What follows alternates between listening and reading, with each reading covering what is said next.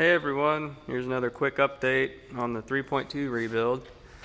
Pretty much got the entire engine assembly back together. Got front faceplate on and all the accessories. I did put new timing belt and new water pump and timing belt idler and timing belt tensioner pulleys. Then got new alternator, new harmonic balancer, and I put new bearings in this idler pulley as well.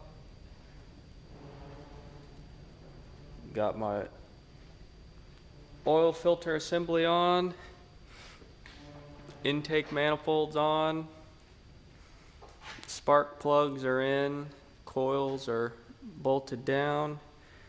Got my accessory brackets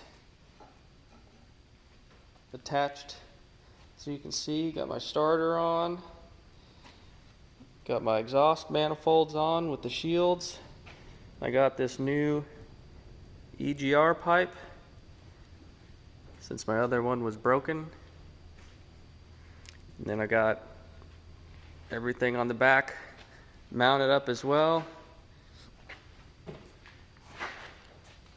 There's the other exhaust manifold.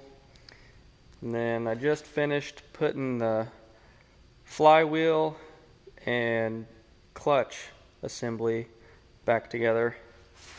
And when you do that, it's important to have one of these pilot bearing tools so you can get your clutch lined up, and then you're not fighting it when you're trying to stab your transmission back in. So, engine is pretty much ready to go back in this. Hopefully I will get to that fairly soon. Thanks again for watching, and hit you with another update sometime in the future.